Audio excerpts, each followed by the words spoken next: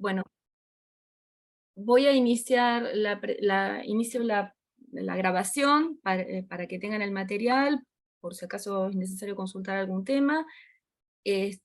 Bueno, voy a compartir la presentación.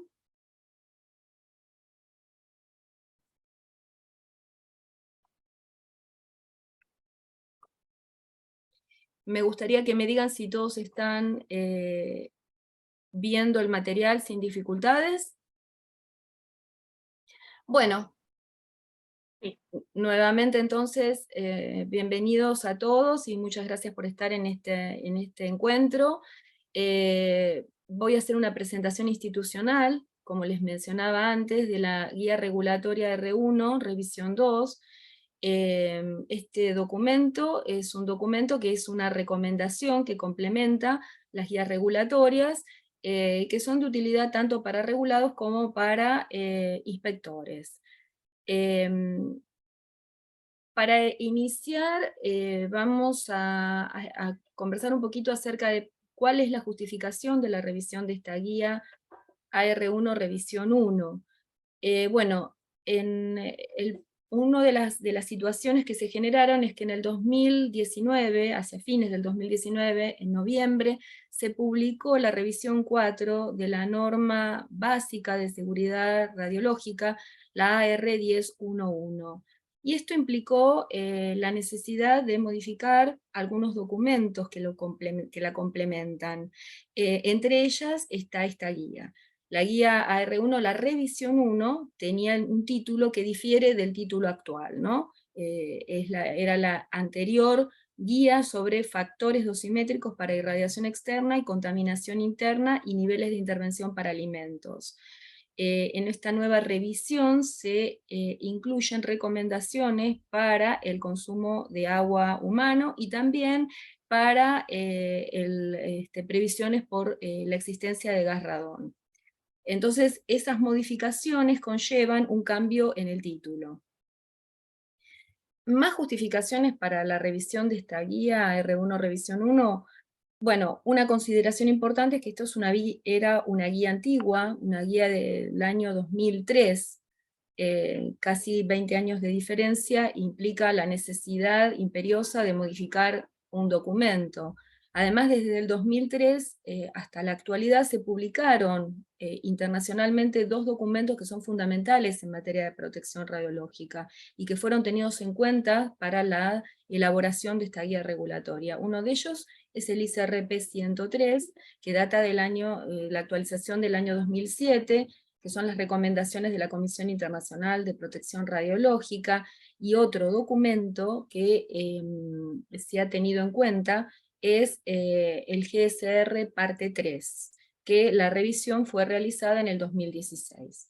Bueno, no solo fueron revisados y actualizados estos documentos, hay otras publicaciones específicas que están de alguna manera relacionados con esta guía regulatoria, que están dadas por los documentos ICRP 116, 130, 134, el ICRP 137, 141 y 151. Estos documentos fueron revisionados en el lapso de tiempo que va entre el 2015 hasta el 2022 inclusive. Pero en la revisión número 2 de la guía regulatoria R1, lo que sí se tuvo en cuenta fueron la GSR parte 3 y el ICRP 103. Esos fueron los dos documentos rectores que se tuvieron en cuenta para la actualización de esta guía. Es una guía que va a tener un determinado contenido, que lo van a poder ver en un índice, en donde, bueno, se explicita que es una guía bastante extensa, de aproximadamente 150 páginas, en la cuales van a poder encontrar muchas tablas y niveles guías de radionucleidos en alimentos, en agua, y control de exposiciones al gas radón, entre otros acápites. Los principales cambios que van a encontrar en esta guía, de manera resumida, son la actualización de los factores dosimétricos. En este caso se tomó como base las tablas de la GCR parte 3, También van a encontrar la actualización de los coeficientes de conversión para exposición externa, y en este caso se tomó el documento ICRP 116 del 2010. También se identificó durante el proceso de revisión de documentos que en la GCR parte 3 había una inconsistencia relacionada con uno de los nucleídos, que es el plutonio. Entonces, para el plutonio hay hay un dato que no va a estar incluido dentro de la revisión 2 de la guía. Como les dije al principio, esta guía cambió su nombre, pero porque también cambió el alcance. Entonces, van a poder encontrarla en la página web de la Autoridad Regulatoria Nuclear como factores dosimétricos para exposición externa y exposición interna, niveles guía de radionucleídos en alimentos y agua, y recomendaciones para el control de la exposición a gas radón. Otras características relacionadas con esta guía es que no se adoptaron factores dosimétricos del ICRP, de los ICRP 130, 134, 137, 141 y 151. Y bueno, entonces la pregunta que va a flotar en el ambiente es ¿por qué no se incorporaron estos factores dosimétricos a una nueva revisión que fue publicada en junio del 2022? Bueno, una razón es que los ICRPs se cambiaron parámetros utilizados y también modelos metabólicos empleados. Por otro lado, el cambio de los modelos metabólicos empleados va a conducir a distintos valores de las dosis efectivas comprometidas por unidad de incorporación, ya sea para inhalación o para ingestión, con respecto a los valores que se encontrarían en la GCR parte 3. El OIEA además está en un proceso de estudio, de análisis, no se han manifestado formalmente en ningún documento actualmente en donde se adoptan dichos coeficientes, y otra diferencia que encontramos es que para trabajadores la dosis efectiva comprometida por unidad de incorporación por inhalación considera distintas características de partículas en el GCR parte 3 y en los ICRPs que están mencionados, ¿no? El 130, 134, 137, 141 y 151. Y la diferencia está en el tamaño de partículas. El GCR parte 3 considera tamaños de partícula de 1 micrón y de 5 micrómetros, mientras que el ICRP 170 utiliza partículas de 5 micrones.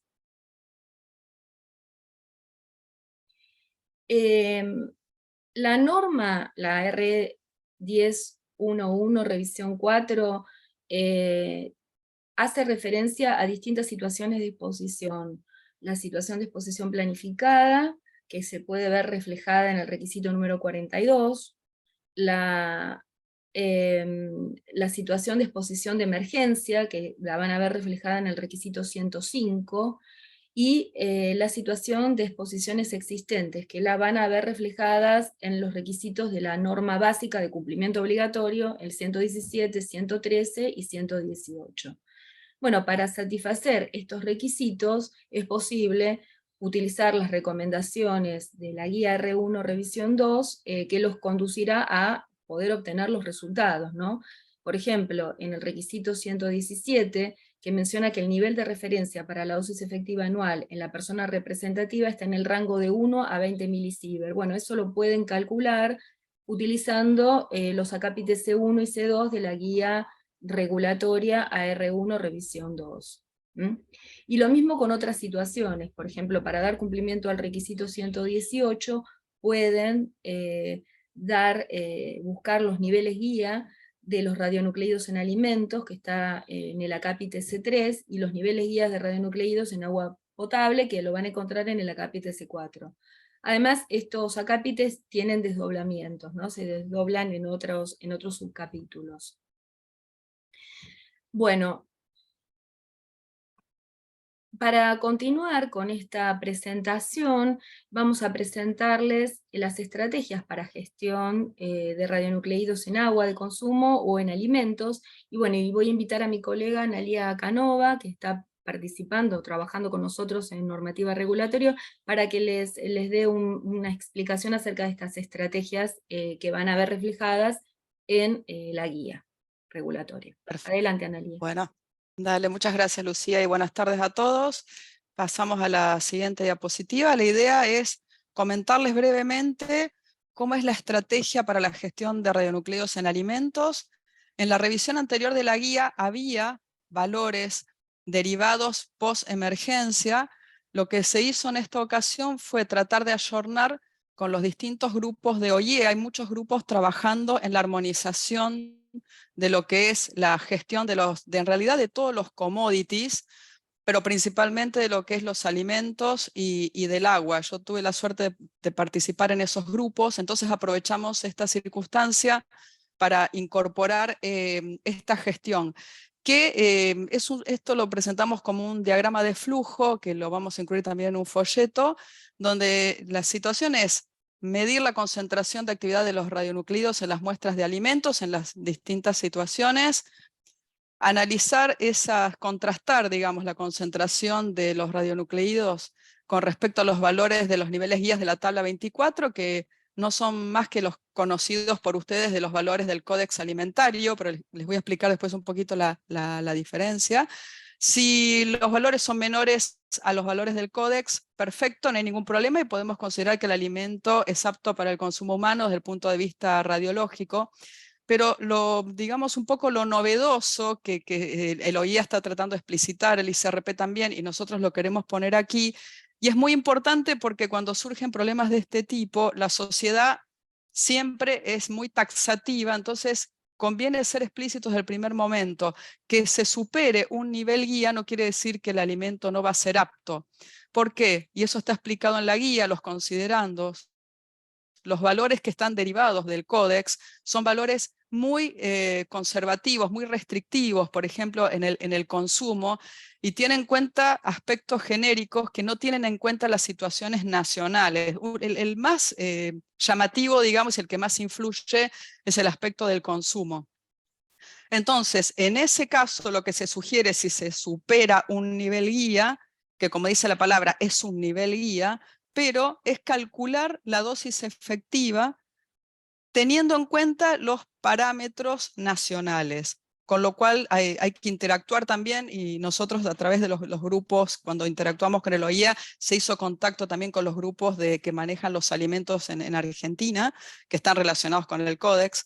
Entonces, poder tener esos valores y poder calcular si se cumple o no con el nivel de referencia, que como les dijo Lucía, es un valor que está en la norma básica, que es un valor de alrededor de 1 milisievert año. Uno habla de cumplir, pero siempre recordamos que en los valores, las situaciones existentes de exposición, hablamos de niveles de referencia, que tienen un concepto distinto al límite. Pero vamos más allá de todo esto, y ustedes imagínense que todo esto se trata internacionalmente post-Fukushima. O sea, post-Fukushima se presentan situaciones reales, situaciones concretas, situaciones de problemas para que un país pueda, digamos, de alguna manera resolver su situación económica también.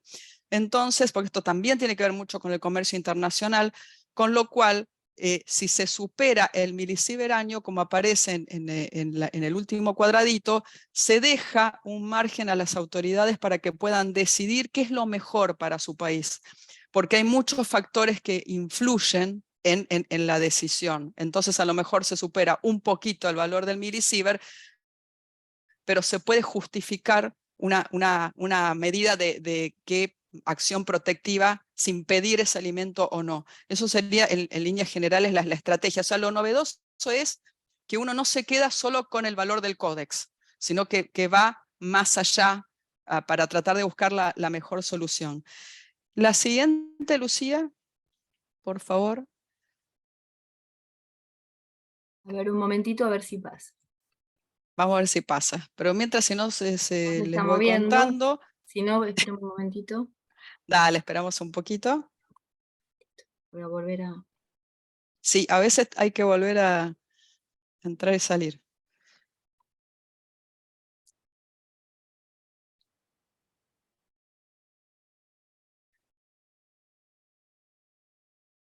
es la siguiente. Sí. Otra más. Es ahí. Bueno. Esto sí es novedoso con respecto a la guía anterior. No tenía valores para agua potable o agua de consumo humano. Y la institución considera que es muy importante tener sus propias estrategias. Hay mucha gente joven, pero otros recordarán que tuvimos un episodio en el país que nos llevó mucho tiempo, mucho esfuerzo, que fue la presunta contaminación de las aguas de Seiza, y donde en ese caso tuvimos que recurrir a recomendaciones o estándares internacionales, lo cual está bien, pero está bien también que uno pueda tener sus propias decisiones y es mucho más fácil también desde el punto de vista social. Entonces, lo que hicimos también en esta revisión es aprovechar a incorporar la estrategia para la gestión de radionucleidos en agua y también incorporando los conceptos que se están viendo internacionalmente. Los valores de la OMS, muchos lo deben conocer, es el WHO Drinking Water Guidelines 4 Edition, y después, que esa es del 2011, y después en el 2018 la OMS vuelve a publicar un documento para tratar de explicar cuáles son los considerandos y cómo se deben interpretar. ¿Por qué en el 2018 la OMS saca un documento más tratando de explicar? Porque es muy restrictivo. El tema se los digo así rápido, después recorremos un poquito el diagrama de flujo. Los considerandos del nivel de referencia que sugiere la OMS es un valor de 0,1 milisievert año, que es muy conservativo, es un 10% del nivel de referencia recomendado por el ICRP y por el OIEA, que es de about. Si vamos a la letra chica, tampoco dice 1 milisievert año en forma estricta, sino de quizás alrededor de un milisievert año. Pero bueno, entonces tomar 0,1, de hecho hubo muchas reuniones, hay países como Brasil, por ejemplo, que naturalmente tienen concentraciones de radionucleídos que hacen que se supere ese criterio.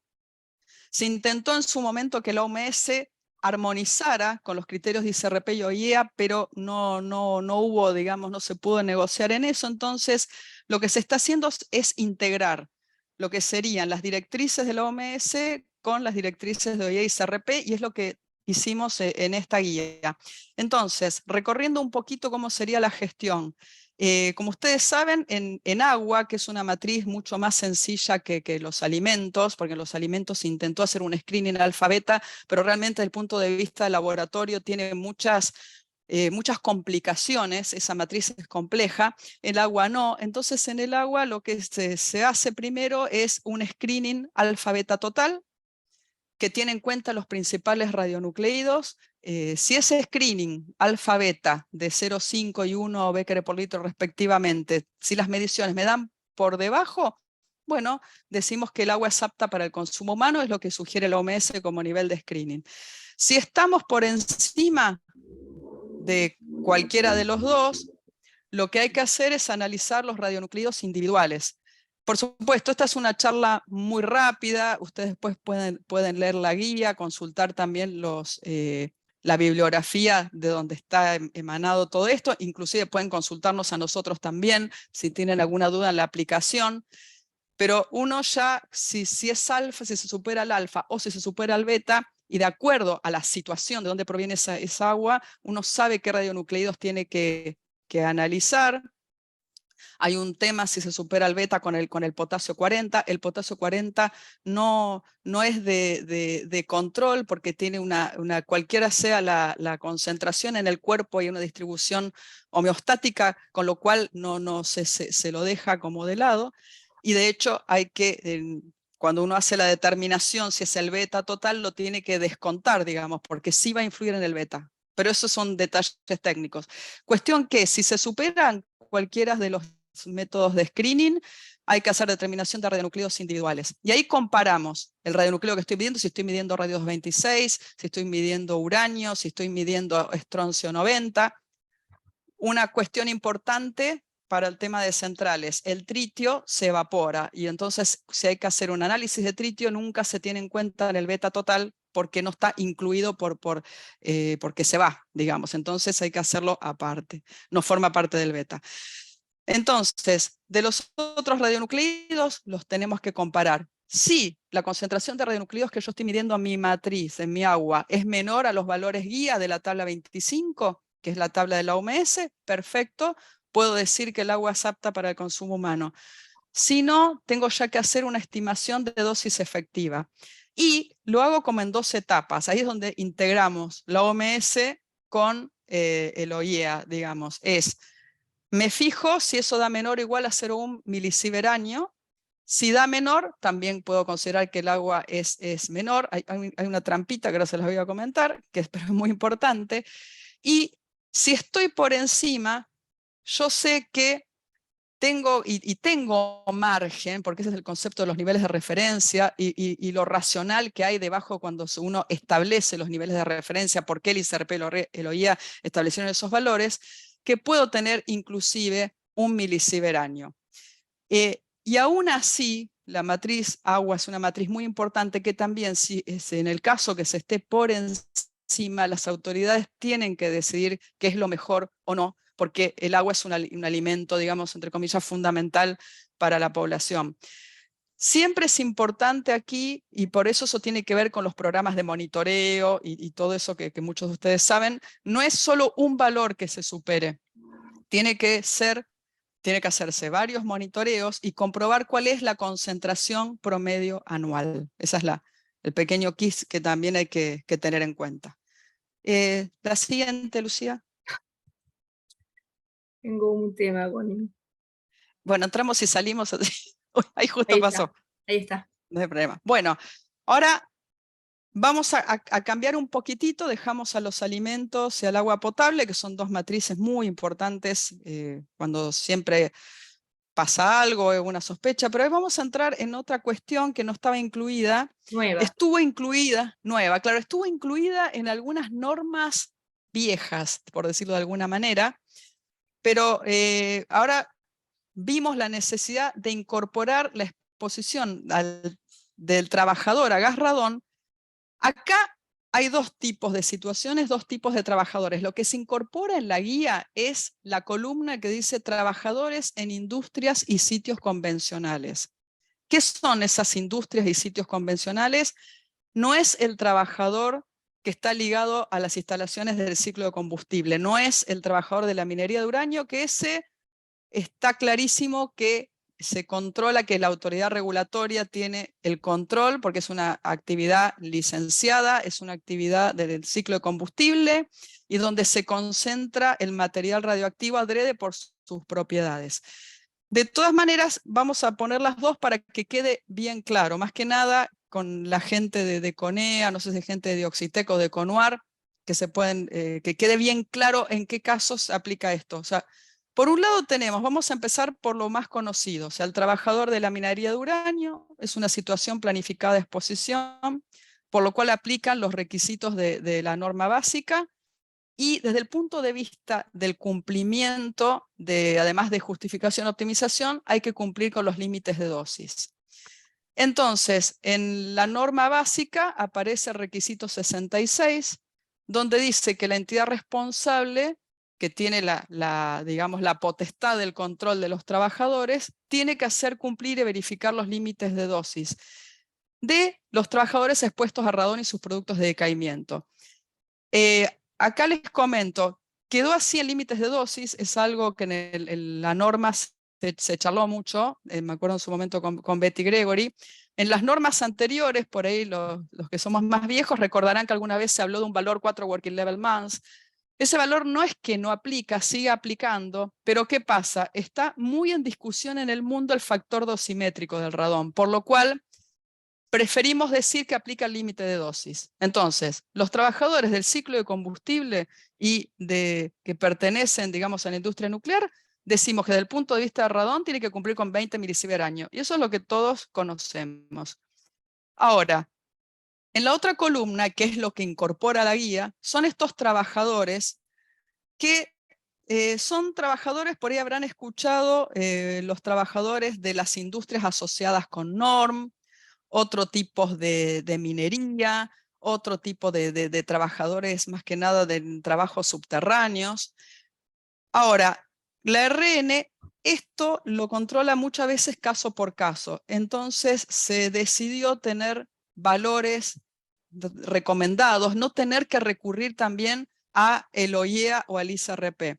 Entonces, incorporamos esto, que ¿cuál es la diferencia de este trabajador? Un trabajador de una mina de oro y plata y, digamos, la entidad responsable de ese trabajo no sabe que por su trabajo de alguna manera hay exposición a radiación ionizante, en este caso al radón. Entonces, aparece lo que se habla mucho, adventitious, es una palabra, exposición adventicia, quiere decir que no está causado adrede, ahí no hay, en ese tipo de tareas, puede ser también la industria del gas y el petróleo, no aparece una intención de concentrar material radioactivo, como es la minería de uranio, por lo cual se puede trabajar desde el diseño. Pero como hay muchos casos que tienen una concentración de radón importante, esto se lo trata como, se lo enmarca internacionalmente como una situación de exposición existente y las herramientas de control son los niveles de referencia. Entonces, ¿qué es lo que se hizo en esta guía? Incluir, determinar que existe este tipo de exposición, que es existente, y se sugiere un nivel de referencia para este tipo de trabajadores, que si ustedes lo ven en la guía, es un nivel de 1000 becquerelios por metro cúbico, y por supuesto, como siempre en protección radiológica, la aplicación de la optimización.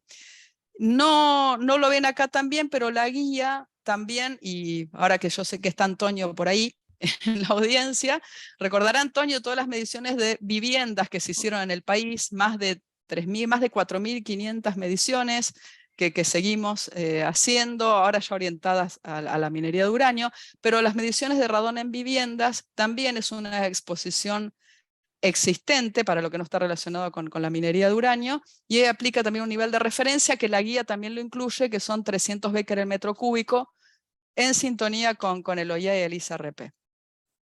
Y bueno, yo hasta acá, Lucía, es Me parece muy bien. presentarles y cualquier duda hablamos. Sí, por Gracias. supuesto. La idea es que nos movamos ahora hacia las conclusiones de esta charla y después abrir la posibilidad de que puedan hacer comentarios, observaciones o consultas que podremos contestar entre todos. Voy a dejar de compartir porque no se mueve.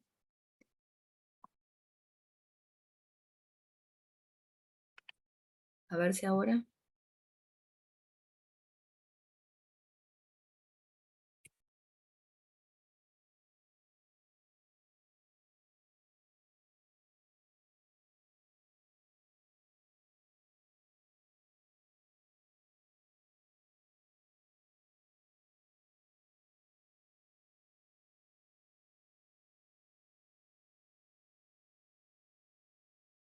Bueno, no me permite pasarla como... No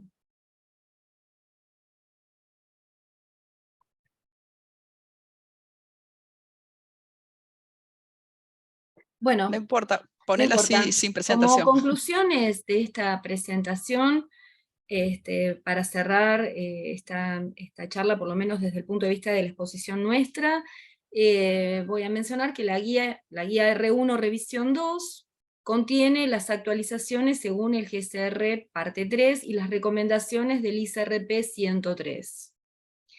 La RN está atenta a las conclusiones del Organismo Internacional de Energía Atómica referida a la revisión y adopción de propuestas por los ICRPs en sus recientes publicaciones específicas, el 130, el 134, el 141 y el 151, aunque no están incluidos dentro de esta revisión. Otra conclusión a la que podemos llegar es que se debería efectuar una evaluación sobre los parámetros y modelos metabólicos utilizados en el ISRP, a modo de concluir de manera independiente del Organismo Internacional de Energía Atómica la adopción de los factores dosimétricos para exposición interna ocupacional. y en el mientras tanto el organismo internacional avanzará sobre sus propias conclusiones. Y bueno, más que una conclusión, esto es un anuncio, estamos trabajando en el desarrollo de un folleto institucional que contenga los diagramas de flujo. Los diagramas de flujo no los van a encontrar en la guía, es una abstracción que nosotros hicimos para esta presentación, pero que nos parece que puede llegar a ser una guía interesante, un resumen interesante de los pasos a seguir para hacer las evaluaciones. Así que bueno, con esto yo ya daría por terminada la presentación institucional de la guía y tenemos un tiempo como para poder conversar o hacer comentarios si quieren hacerlo. Así que bueno, estamos abiertos a escucharlos.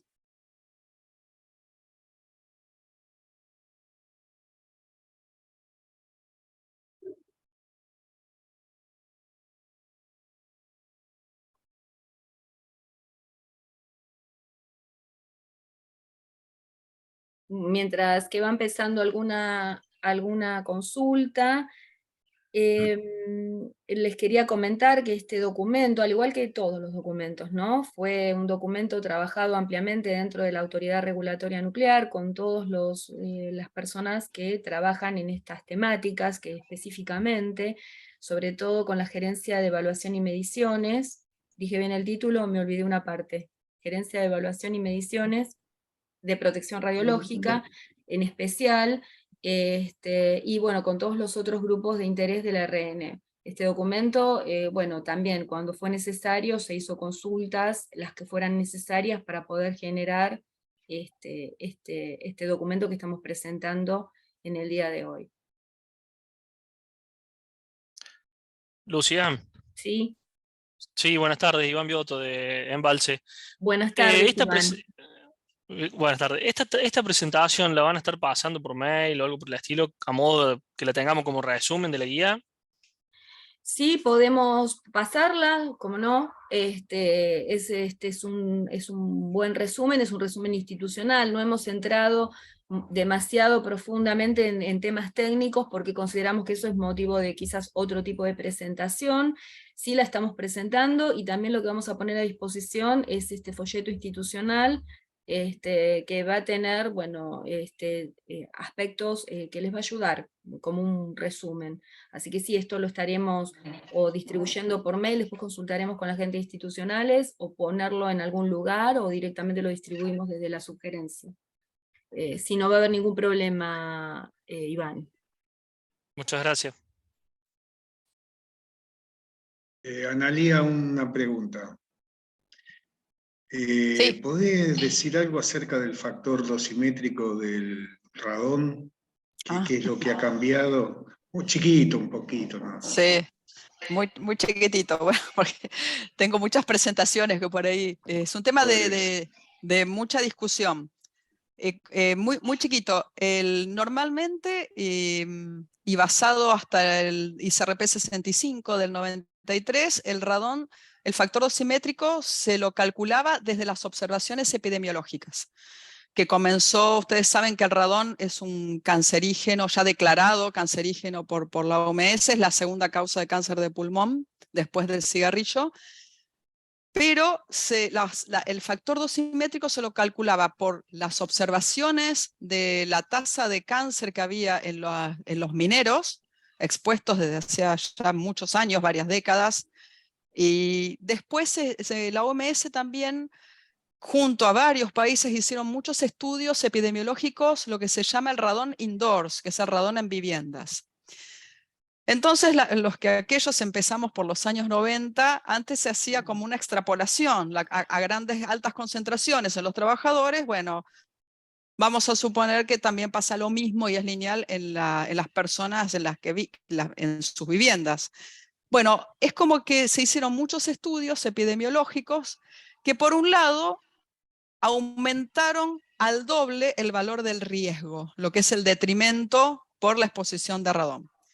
Por otro lado, el ICRP dijo, ¿por qué al radón lo vamos a tratar distinto que a los otros radionucleídos con los cuales se aplican modelos metabólicos?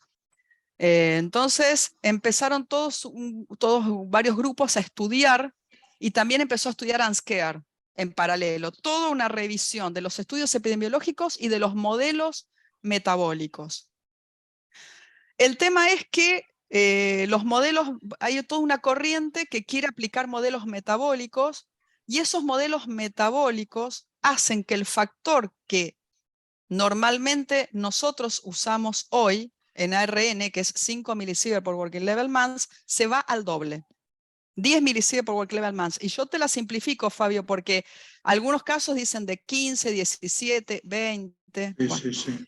Y por otro lado, la parte epidemiológica también dice que se duplica. Pero como esto tenía tanto impacto, imagínense, principalmente puede tener impacto en la industria de la minería del uranio, aunque es una industria muy optimizada, ¿sí?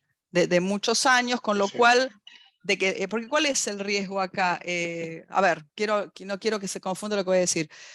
No es que uno pase el límite de dosis, porque si uno pasa el límite de dosis, bueno, yo tengo que rever la práctica. No es el problema que yo vaya a pasar el límite de dosis. El problema es si está bien aplicar ese factor. Por eso, como le decía Lucía, cualquier cambio que uno haga tiene que estar justificada, o sea, la parte científica.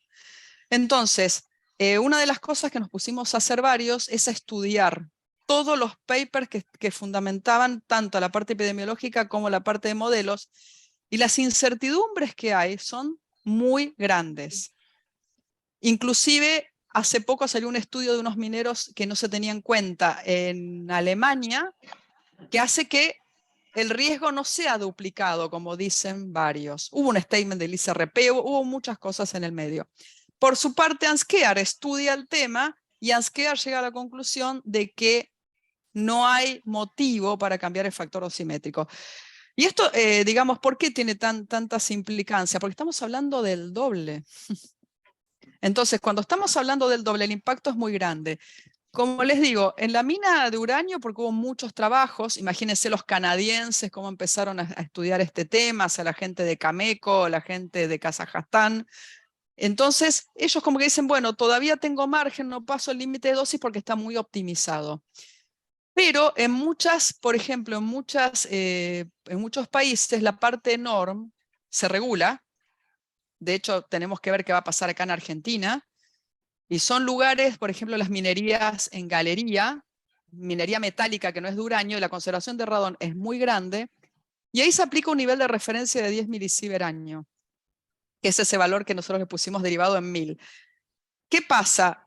Aplicando un factor, no se pasaría, pero si aplicamos el nuevo factor, sí se pasaría, y tiene un montón de implicancias económicas, tiene implicancias de implementar muchas medidas de protección. Y otra vez lo mismo, más vale, somos todos radioproteccionistas y tenemos que hacer lo mejor para proteger, pero tenemos que estar seguros del cambio, y hoy no se está seguro. Entonces, por eso es que la ARN, y eso está en el ICRP, si a alguno le interesa el tema, toda la parte de modelos de esos documentos que dijo Lucía está en el ICRP 137. Esos 5 ICRPs son publicaciones que tratan la parte de la exposición del trabajador por inhalación, y por ingestión también, y están agrupados por radionucleido. El 137 tiene el tema del radón. Entonces nosotros, y bueno, esto es una posición también compartida por Abel González, no vamos a cambiar el factor, pero no porque no querramos proteger.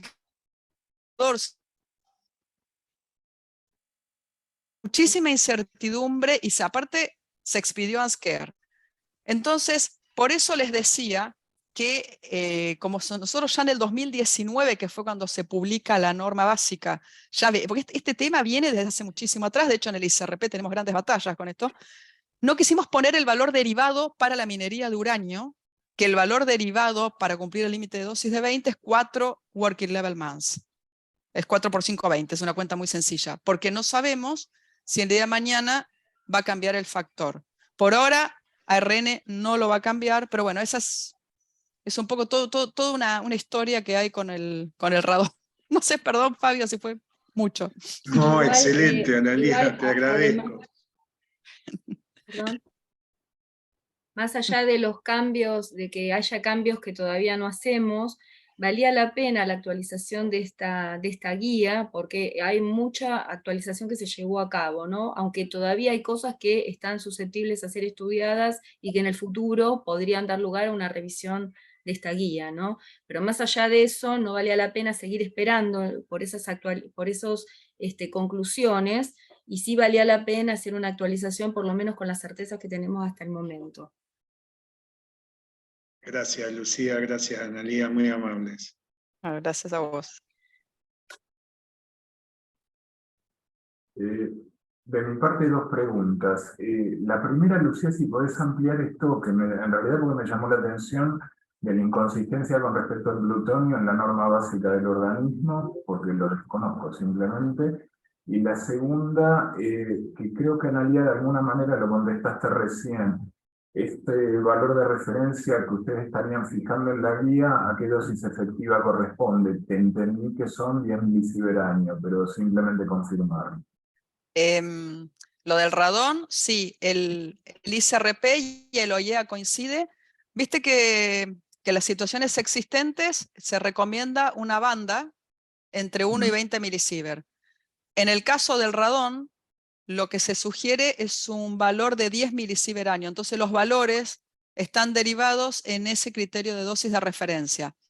Los valores de 300 y de 1000 son prácticamente, son los valores derivados, son los mismos. ¿Por qué? Porque esos trabajadores, o sea, hay mucho para hablar acá, pero no quiero marear, no se los considera ocupacionalmente expuestos y se les da el mismo tratamiento a los de la minería de los NORM, se les da el mismo tratamiento que al público. Entonces el valor, ¿por qué le permito más a los trabajadores? Porque considero que van a estar expuestos 2000 horas como máximo y el público 7000. Están derivados de ahí.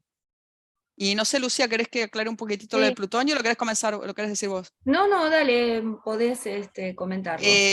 Lo del plutonio es algo, a ver, medio chiquito, pero lo que quisimos decir ahí, que todo esto, como dijo Lucía, el tema de los factores, esto es un estudio que hizo la gente, Valeria Amado a la cabeza del grupo de Seiza.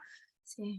Lo que ellos vieron es un estudio de la GCR parte 3 y vieron, porque esto llevó mucho tiempo porque es número a número, y vieron que hay un factor F1, que es un factor de transferencia intestinal para el plutonio en estado que es un no para los óxidos, y en la modalidad es low. Hay un error, nosotros, así nos lo comentó Valeria, de tipeo. Entonces se conserva el valor anterior. Como les dijo Lucía, al revisar esos valores uno confirma la consistencia, a ver que cuando un valor cambia mucho, se va a la fuente, a ver, ¿estamos seguros de esto? Y se verificó no solamente la BCS anterior, digamos, en vez de la GCR parte 3, sino la fuente que en ese caso, si no me equivoco, que no quiero decir algo mal, era el ICRP 74, que es la fuente. Y bueno, entonces no se lo incluyó. Eso es, como saben, bueno, esos son factores que tienen que ver con la velocidad de depuración de un radionucleído del intestino es el modelo metabólico, después cómo se distribuye. Entonces se lo conserva ahí. Yo solo una cosita, Lucía, quería aclarar por las dudas. Los valores que se adoptaron de externa fueron los del ICRP, como dijo Lucía, del 116. Por las dudas, no es que cambiaron muchas cosas, porque eso puede ser otra pregunta. ¿Cambiaron mucho los factores? Cambiaron respecto a la publicación anterior del ICRP. Lo que dice el ICRP es un 20%, un 30% que desde el punto de vista de la protección no influye, pero más que nada lo que agregó el ICRP 116, que es de 2010, es la exposición a partículas mucho más energéticas. ¿Y eso por qué? Porque tiene que ver con en aquellas situaciones que se generan, los aceleradores que generan partículas mucho más energéticas, y más que nada porque el ICRP está, uno de los temas de las líneas de trabajo que tiene, es cómo dar la protección a las personas que van a los viajes al espacio.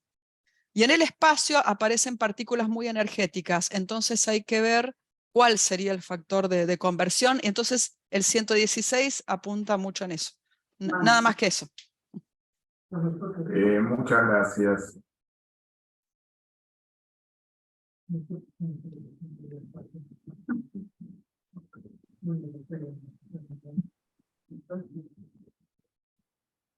Me parece que alguien está hablando, pero no lo podemos escuchar. No sé si... Me parece que era Antonio. Ah, Antonio. Era un murmullo de Antonio, porque no había Ah. cerrado el micrófono, ya lo cierro. Ah, bueno, pensábamos que estaba por hacer algún comentario.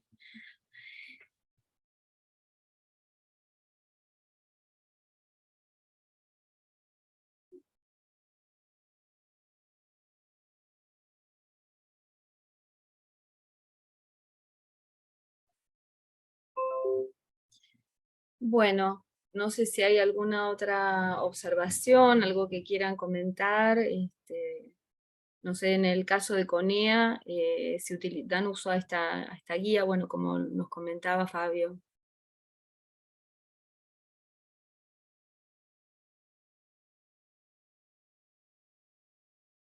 Bueno.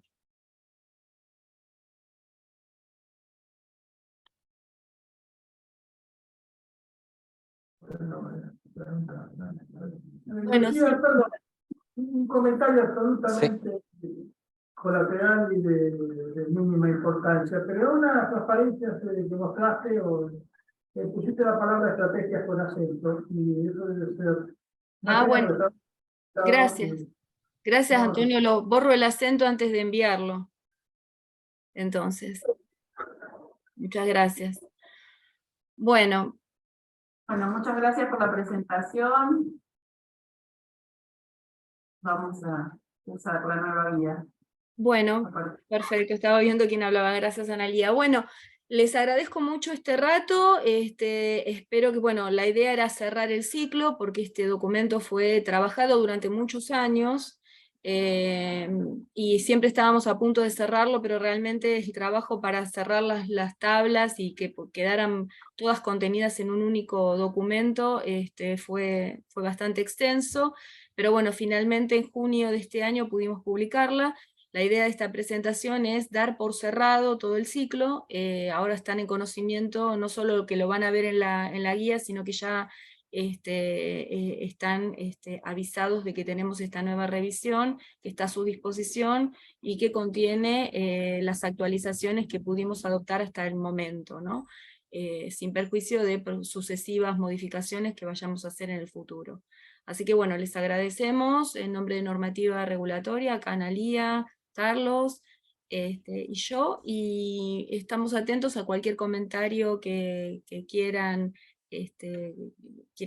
interactuar con nosotros, y bueno, estamos viendo la manera de hacerles llegar la documentación o un aviso hacia dónde pueden encontrar la presentación que dimos, este resumen institucional que dimos en el día de hoy. Así que bueno, muchas gracias y que tengan todos buenas tardes. Antes de irme, ¿podría sacar una foto institucional? Uy. Sí. Si prenden las cámaras.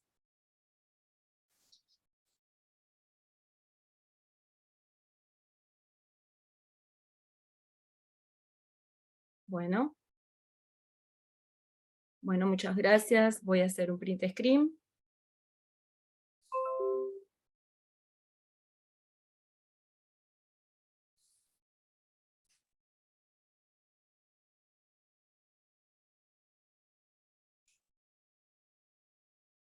Vamos a ver la última página.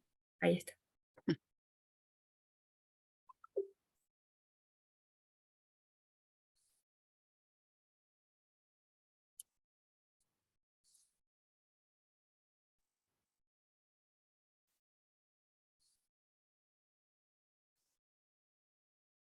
Bueno, muchas gracias a todos. Estamos en contacto siempre. Hasta luego. Muchas gracias. Gracias, hasta luego. Felicidades. Felicidades. Chao.